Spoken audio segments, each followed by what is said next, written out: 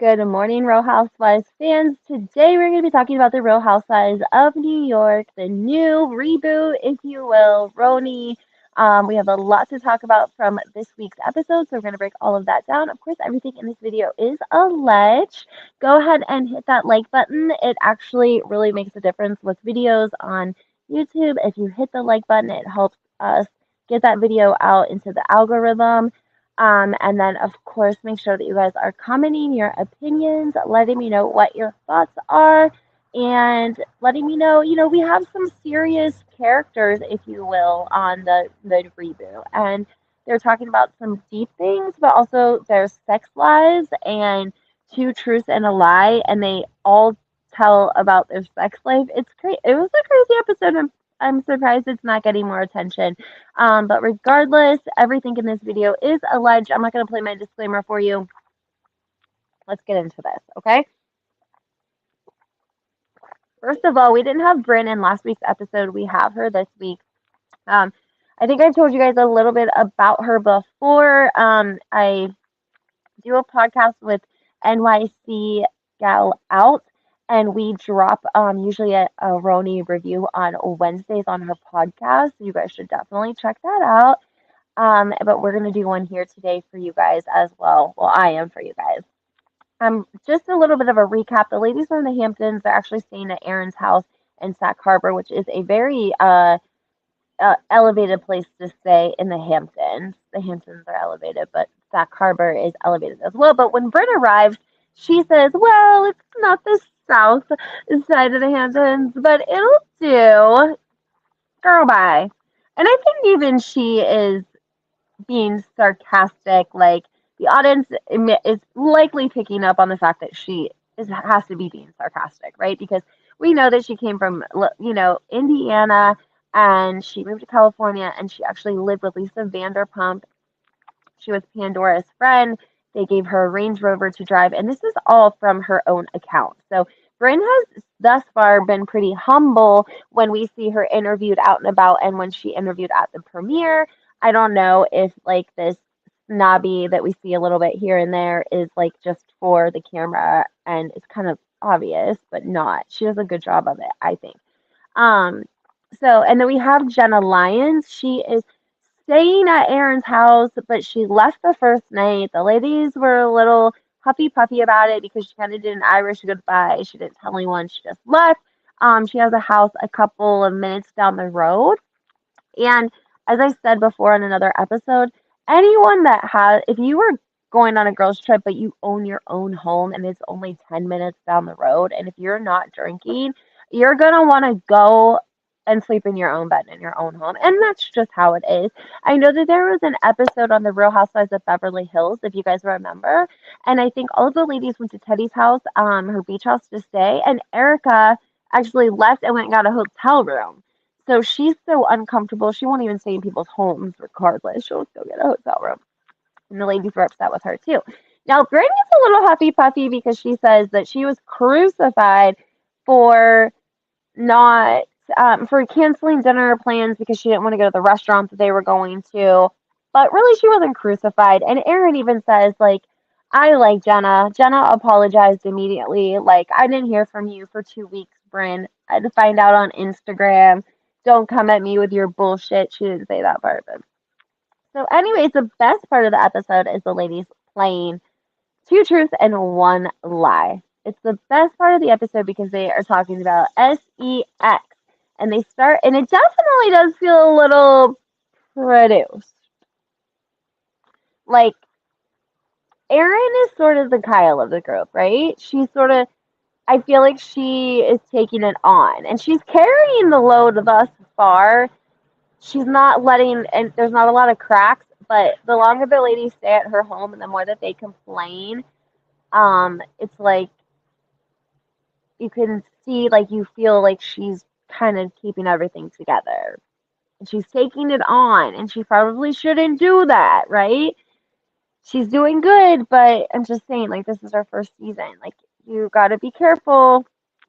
But regardless, her home is beautiful. She's done a great job of putting them up. She bought them all pajamas and had them, like, inscribed Jenna brought all of the ladies' lingerie. She brought it because I think her friend was like a designer, and the friend allegedly went on to like their Instagrams and their accounts and designed the lingerie off of what she thought their style would be, and she gave Jessel a green solid very like silk piece, and it was like lace under here. Is very elegant, and Jessel did not like it. She said she looked like a Christmas tree. She went on and on so much about it that I think Jenna was slightly offended because it was her friend who had put that, them together.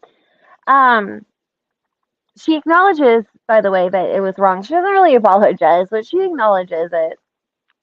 Anyways, Jenna Lyons shares with us also, I didn't touch base, I don't think, in my last review, that her mom died about 8 weeks ago. So she says that her mom passes about 8 weeks ago, but they weren't very close. She says that her mom was not super affectionate and that she didn't find out till way later in life that she actually had Asperger's. And I think that you can see that Jenna's inner child come out a little bit because she reflects on meeting Jessel's mom, who is in her apartment, helping her take care of, her two children, just like being mommy dearest to Jessel. And Jessel is like walking around and bitching at her and telling her she's not cleaning the tables enough. And just, I mean, it's just funny how that works, right? And Jenna says that she felt like she got more love from Jessel's mom and affection than she did from her mom her entire childhood, just from the short amount of time that she met Jessel's mother. And I thought that was sad. And so I think that we're going to see a little bit more from Jenna, from her storyline. She is a pretty big name. Andy Cohen brought her on Good Morning America, also right before the Real Housewives of New York premiered. So that I think she's going to be one of Andy's favorites. And I think she's going to be a fan favorite. I mean, I love that she showed up in this like Mercedes classic car. I mean, she's a cool girl.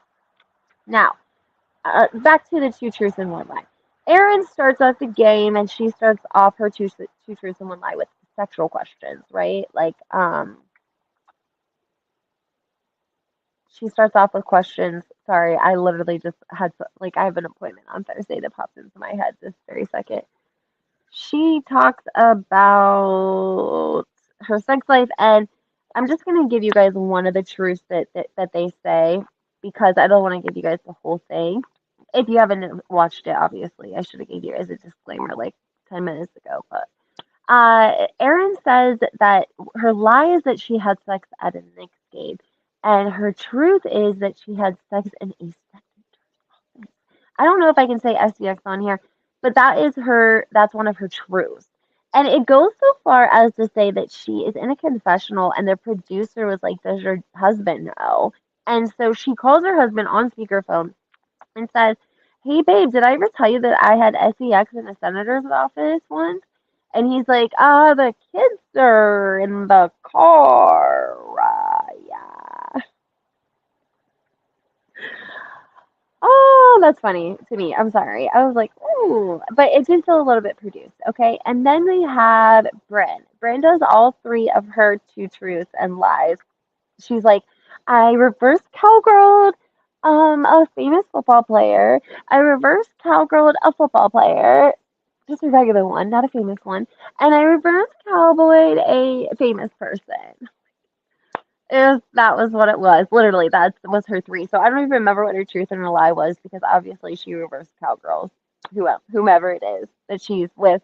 That's how they're doing it. Size two truth and a lie. She ends up saying that she likes it rough and that she likes to be choked. I'm sorry, that she likes to be choked and that she likes three people to be. Three is the total number, her included, in the bedroom. No surprise. Size very up in the times. She's very stylish. She's a content creator. She came from, being broke. Her family didn't have any money. So she's really like rags to riches 100%. And she's legit. Uma, she tells us that her truth is that she had SEX in Central Park. Okay, honey, whatever you say. And then we come to Jenna, and Jenna tells us that her truth is, or her, it is that a man fell asleep while they were doing it. Yeah, she said she was so embarrassed. And then it flashes to Erin having her confessional, and she's like, that would have been my sign right there. That, because she likes women, so it makes sense. Oh, Erin can be funny. I think she can be funny in her confessionals. The women are still being very, very nice to each other in their confessionals. Their shade is very fun shade. And then Jezel's true that ends up being that she gets a popsicle stuck in her, you know what? I'm sure it melted its way out, like it got stuck, but then slowly melted its way out. I don't know if that considered stuck, but I was surprised that more people did not. I didn't hear more about that, like in any headlines anyway. And then also, I wanted to mention that after the dinner, they go home to Erin's Hampton house. They get a little fire started, and Sai is very humble. She talks about her humble beginnings, like I told you guys. And also, Brynn, they flash to Brynn's confessional, and she says that her inner child is holding Sai's inner child's hand, and I thought that was like super sweet. Sweet, it like kind of like melted my heart a little bit. So I think that Brynn has a great heart. I think that she has come a long way as well. Hopefully she is gonna make it. I know that, guys, we had another housewife. We didn't talk about Lizzie, but Lizzie wasn't a housewife. She filmed for, I don't know, a month. I think they completely cut her all the way out. I looked up what the reasoning was behind that, and it turned out to be that allegedly she was getting anti-Semitic threats. That was the statement that she made, but then also there were statements um, made that like her husband had made like statements like years ago or on his Instagram or Facebook or something like that. I don't know enough about her husband. I didn't look into him, but it didn't make sense at first because obviously Erin is like of the same, she's like her family is Israeli and they're Jewish and they say it. So it would seem strange that Lizzie's family would be getting threats, um, but Erin's family wouldn't. But if there were issues with Lizzie's husband or he was problematic, then that would probably make more sense. So anyway, guys, let me know what you think. Hit that like button. Make sure you subscribe to my channel, turn your notifications on. If you are interested, I wanted to tell you guys I also got an amazing fire pit from Amazon. I was talking about it the other day with you guys, and I'm gonna post some photos on my community page and show you guys on my next video about it because um one of Carol was on here and she was talking about how she got a smokeless fire pit, and I was talking about how I got like a regular one that I can cook on. Like, how cool is that? So, yeah. All right, guys. Anyways, I hope you have a great Wednesday, and we'll chat